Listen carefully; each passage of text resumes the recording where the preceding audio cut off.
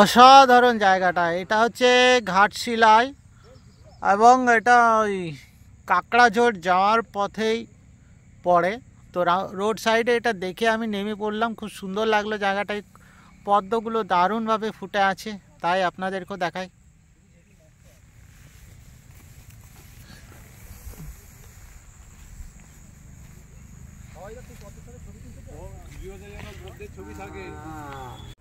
নমস্কার বন্ধুরা, তো আমি আজকে এসেছি কাকড়াঝোড় এই রিসোর্টটা এসেছি। অ্যাকচুয়ালি আজকে আমি ফার্স্ট টাইম এলাম এই কাকড়াঝোড় রিসোর্টটা, এবং দেখে চারিদিকটা যা প্রকৃতি খুবই সুন্দর লাগছে, দারুণ লাগছে। অ্যাকচুয়ালি আমরা কলকাতা শহরে থাকি, থাকতে থাকতে একঘেয়ে হয়ে গেছি। তো একদিন দুদিনের জন্য এই জায়গাটা খুবই সুন্দর লাগবে। আপনারা আসুন, পুরো প্রকৃতির মাঝখানে শালবন, জঙ্গল, পাহাড়, দারুণ লাগবে জায়গাটা। আপনারা আসুন, দেখে যান, খুবই সুন্দর লাগবে। একদিন 1 নাইট বা 2 নাইট আপনারা এখানে থাকতেই পারেন। উইকেন্ডে আসুন, কোনো প্রবলেম নেই, দারুণ। এবং এখানকার যে রিসর্টের কন্ট্যাক্ট ডিটেলস, বুকিং কিভাবে করতে হয়, সমস্ত ডিটেলস আপনাদের আমি জানিয়ে দেবো আমার এই ভিডিওর মাধ্যমে। তো আপনারা চাইলে সেখান থেকে বুকিং করে আসতে পারেন। খুবই সুন্দর জায়গাটা। তো সবে এলাম, আরও আশেপাশে জায়গা প্লেসগুলো যাব দেখতে, তো সেগুলো আপনাদের দেখাবো। চলুন দেখতে থাকুন, সাথে থাকুন। এটা হচ্ছে রিসর্টের নাম, ঠিকানা এবং নাম্বার সব দেওয়া রয়েছে, এই যে দেখে নিন আপনারা।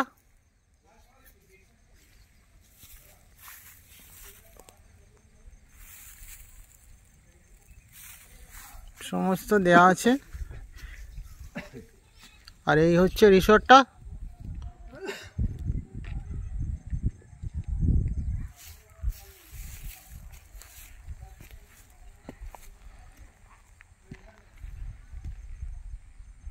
একদম প্রকৃতির মাঝখানে, খুবই সুন্দর।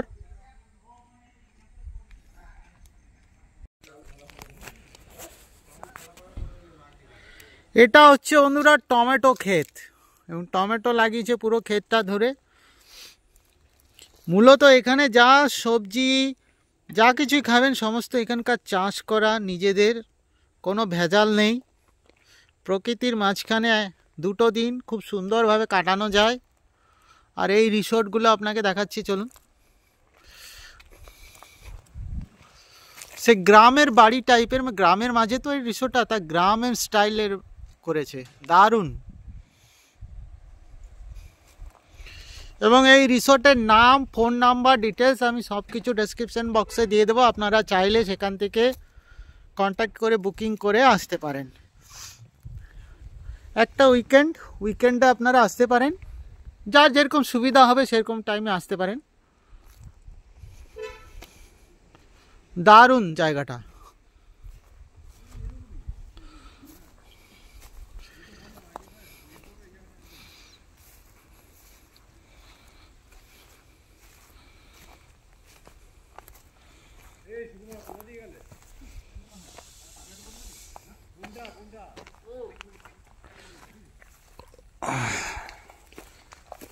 এই একজন ব্লগার, ব্লগিং করে, কিন্তু ভিডিও এখন অবধি আমি দেখতে পাইনি।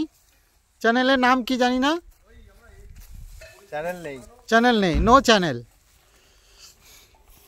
জায়গাটা সুন্দর, প্রকৃতির মাঝখানে।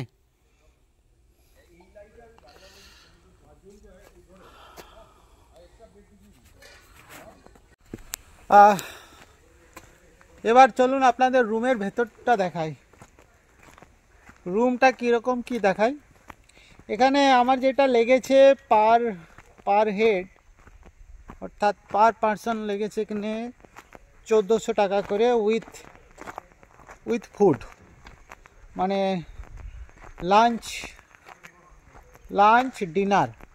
আর ডিনার, আর তার সাথে কিছু বিকালে হয়তো স্ন্যাক্স আছে। তো সব মিলে আমার এখানে পড়েছে পার হেড 1400 টাকা। তো ঠিক আছে, 1400 টাকাই রিজনেবল। তো এবং খুবই সুন্দর জায়গাটা। এখানে আমি আগে কোনো দিন আসিনি, প্রথমবার এলাম, এবং খুবই ভালো লাগছে। এই রুম যেটা নিয়েছি সেটা দেখান। এই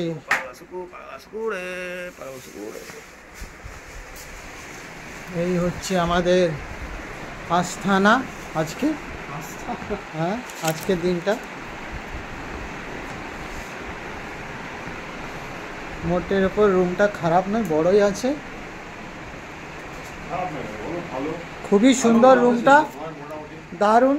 মানে উইকেন্ডে দুদিনের জন্য ইজিলি কাটানো যায়, সিঙ্গেল হোক বা কাপল হোক বা 5 জন হোক 6 জন হোক। বেডগুলো কিন্তু বড়। এখানে একজন ব্লগার ক্যামেরা সেট করছেন, আরেকজন এখানে দাঁড়িয়ে আছেন অরিজিৎ দা, আরেকজন ব্লগার ওখানে বসে বসে কিছু করছেন, আর আমি ভিডিও করছি।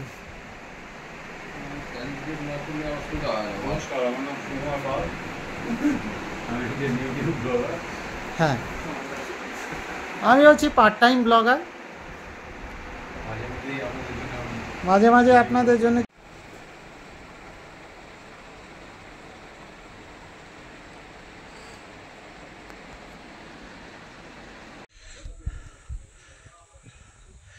এই উপরের থেকে আমি রিসর্টের ভিউটা দেখাচ্ছি, দেখুন কি সুন্দর।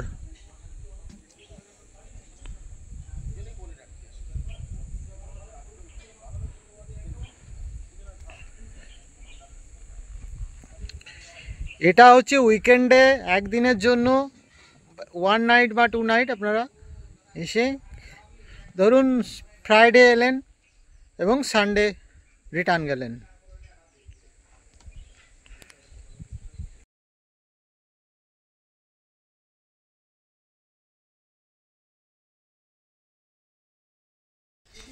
এটা একটা ওয়াচ টাওয়ার টাইপের আছে। চলো উপরটা ওঠা যাক।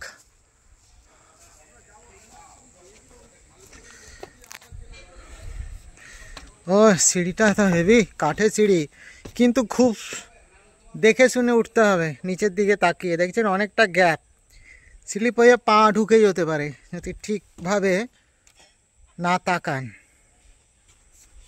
কাজে দেখে শুনে পা ফেলে উঠতে হবে, রাত্রিবেলায় তো একদম না, এটা দিনের বেলার জন্য। এটা হচ্ছে বসার জায়গা। এই যে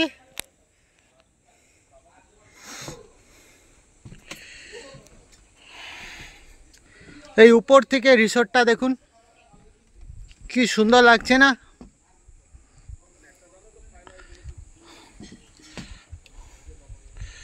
রিসোর্টটা খুবই ভালো এবং রিজনেবল প্রাইসে আছে, এবং এখানে আশেপাশে সিনারি সাইট সিন যেগুলো আছে, আপনার পাহাড় আছে, একটা ছোট ঝর্ণা আছে, কিন্তু ঝর্ণাটা এখন যেহেতু শীতকাল না, এখন জল নেই।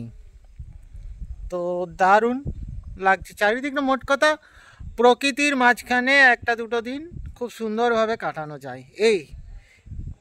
এছাড়া এখানে বেশি কিছু নেই, তবে 1-2 দিনের জন্য খুব ভালো লাগে এটা। আমরা এখন একটু পাহাড়ের দিকে যাওয়ার চেষ্টা করছি, দেখি যতটা যাওয়া যায়।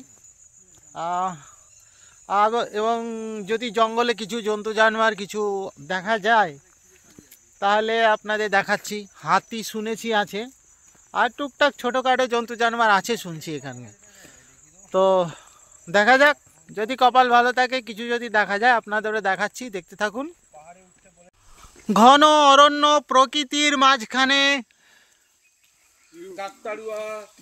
কথা বলে ব্লগার। ভাই সত্যি কেমন লাগছে বলো?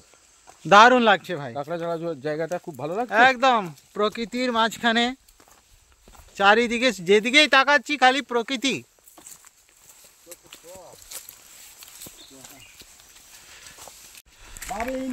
कोशिश करते हुए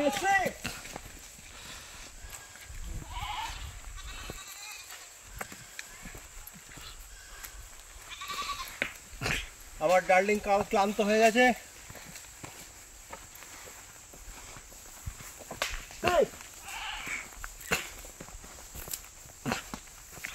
বাবেন মারো, লেগে যাবে।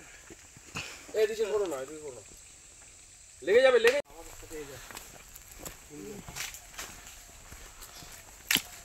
আমরা চলেছি পাহাড়ের দিকে, কিন্তু কি করতে চলেছি, কি কারণে যাচ্ছি সেটাও জানা নেই। আমরা জাস্ট চলেছি। জায়গাটা সত্যি মানে অসাধারণ, মানে উইকেন্ড কাটানোর জন্য একেবারে উপযুক্ত জায়গা। কলকাতার থেকে গাড়ি নিয়ে আপনি চলেই আসতে পারেন। দারুণ লাগে জায়গাটা, এই প্রকৃতির মাঝখানে। আহা হা, একটা দিন দুটো দিন খুবই সুন্দর।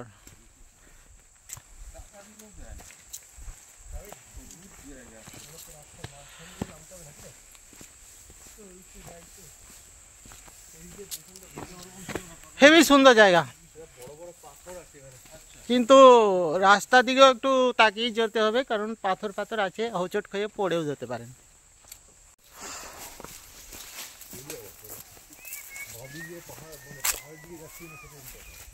নেমে গেল। রাস্তা দেখে দেখে যেতে হচ্ছে, কারণ জঙ্গলের মাঝে যাচ্ছি তো নিচে সাপ খোপড়ও থাকতে পারে, বন্য প্রাণী নাও দেখা যায় যদিও বা, কিন্তু সাপ তো থাকতেই পারে এবং দেখা যেতেই পারে, পায়ের নিচে পড়তেই পারে।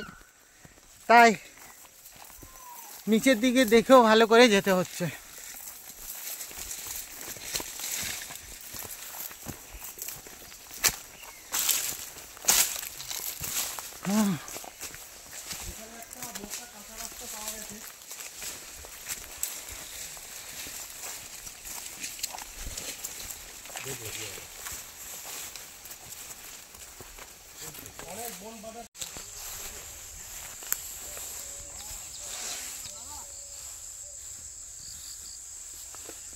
ধান ক্ষেত, ধান কাটছে, উল্টো দিকে ধান ক্ষেত, ধান কাটছে। এই ধান কাটা চলছে এখন, আর আমরা পাহাড়ের দিকে যাচ্ছি। এই হচ্ছে জঙ্গল, এই হচ্ছে পাহাড়। দেখা যাক কিছু দেখা যায় কি না, বন্য প্রাণী যদি কপালে থাকে।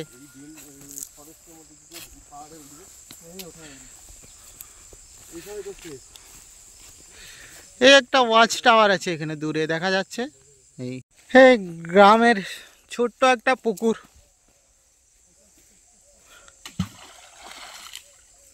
আহা, আর এই ছেলেটা খালি বদমাশি করে যায়, খালি বদমাশি করে যায়, কিন্তু কিছু করতে পারে না, নাকাম হাস্তি।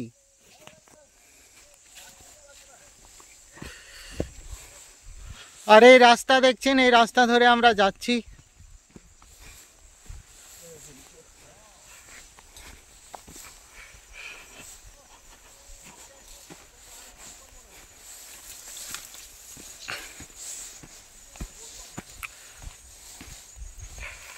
যাই পাহাড়ে উঠি, তারপর দেখাচ্ছি আপনাদের।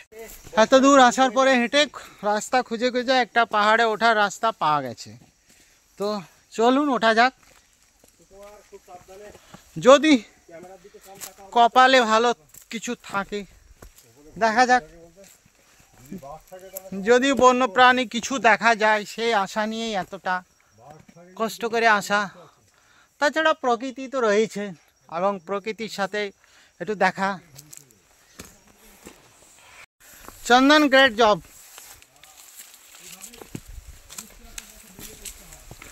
অনিশ্চয়তার পথে নেমে পড়লে তবেই তো জয় হয়।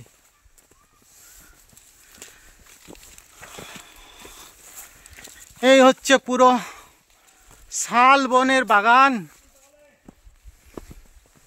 লম্বা লম্বা সব শাল বন। প্রকৃতি একদম সুন্দরভাবে সাজিয়েছে।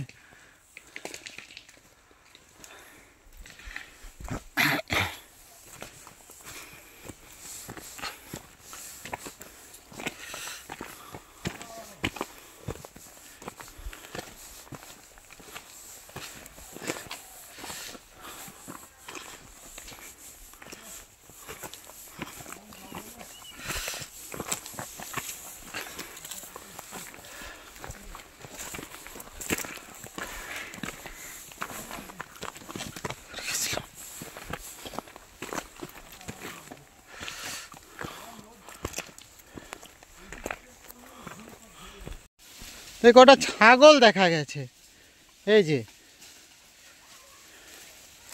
ছাগল। এবং এই যে এনারা হচ্ছেন আমাদের সাথী, এই যে দুজন, আর ওই আগে একজন চলে গেছেন। আর এই কিছু ছাগল দেখতে পেয়েছি, এই যে।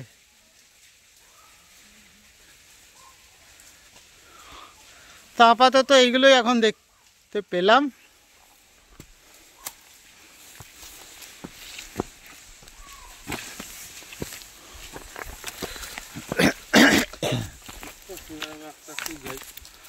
হ্যাঁ হ্যাঁ, অনেকটা খাড়াই, তাই না? ভালো খাড়াই, পাহাড় তো খাড়াই হবে ভাই, সেমি কেদারনাথ, তাই না?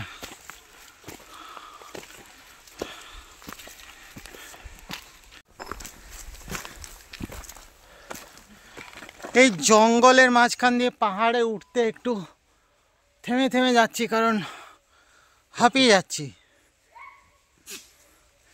স্লোলি স্লোলি আস্তে আস্তে যাওয়াটাই বেটার, তাই না? চলুন যাওয়া যাক, যতটা উপর অবধি উঠতে পারি দেখি।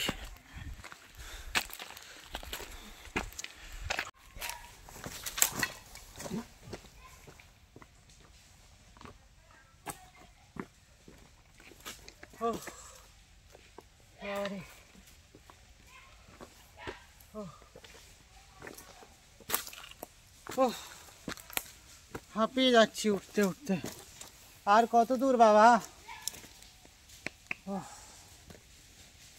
আরো অনেকটা দূর এখনো। কতটা দূর? ওই উপর অবধি। চলুন যাওয়া যাক আর উপর অবধি।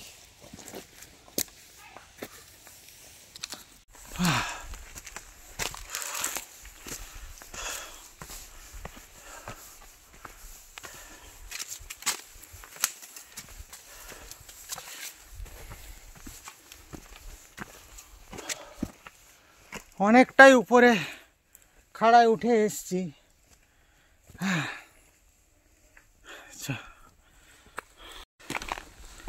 এই হচ্ছে এবার রাস্তার দিকেও দেখতে হচ্ছে। এই দেখুন রাস্তা উবড়ো খাবড়ো,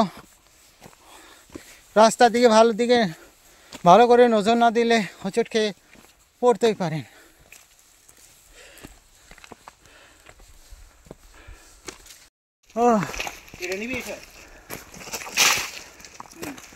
দারুণ অ্যাডভেঞ্চার হচ্ছে।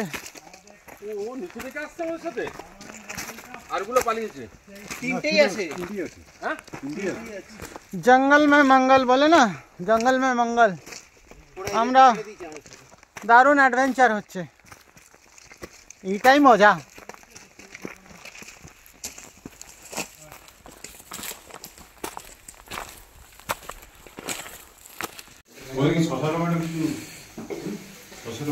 স্যালাড আপনাদের আলাদা পাওয়া যায়?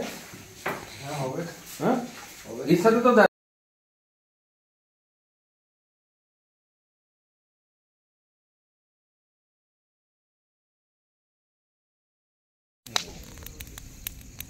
ফটোগুলো শেয়ার করে দেবো। কুচো দিয়ে কিছু বোঝা যাবে না, কারণ আমি তো ইউটিউবে তুলবো।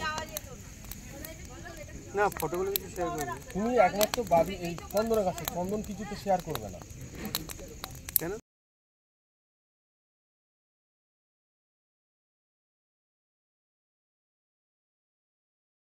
কিভাবে শাল পাতায় মুড়ে কাবাব বানানো হয় সেটার প্রসেসিং এখানে হচ্ছে। চিকেন দেখুন,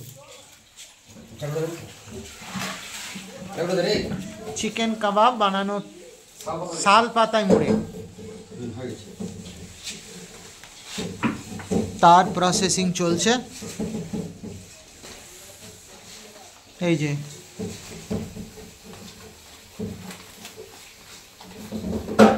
এটা মিনিমাম একটা হতে কত টাইম লাগে শাল পাতায়? 35 মিনিট। 35 মিনিট।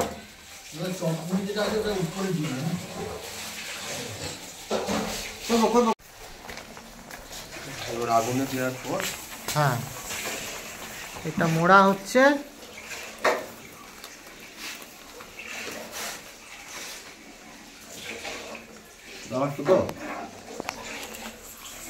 এবার এটা মুড়ে শাল পাতা মুড়ে এবার এটা তার দিয়ে বেঁধে তারপর এটা আগুনে দেবে।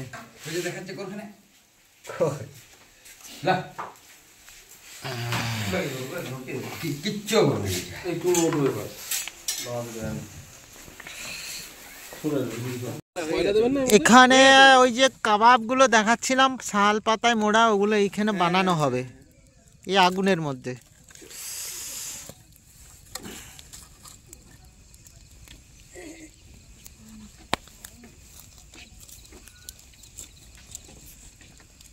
বানানোর প্রসেস মানে শাল পাতায় মুড়ে, মানে এটা খুলে এবার ইয়ে করে দিয়ে দেবেন, তাই তো? আর কিছু করতে হবে না? মানে মশলাটা মাখিয়ে ওর ভেতর ভরে দেন, বেঁধে দেন, দিয়ে এখানে দিয়ে দেন, তাই তো? এটা শাল পাতা, এটা ম্যারিনেট করতে 15 মিনিট আধ ঘন্টা সময় লাগে। আচ্ছা আচ্ছা আচ্ছা। হ্যাঁ আধ ঘন্টা টাইম লাগে, তারপরে এটা 35 মিনিট লাগে আরো এটা তৈরি হতে। এটা হয়ে যাবে আর আর কিছু মাখাবেন না, এমনি দিয়ে দেন, তাই তো? কি হলো? কুকুর?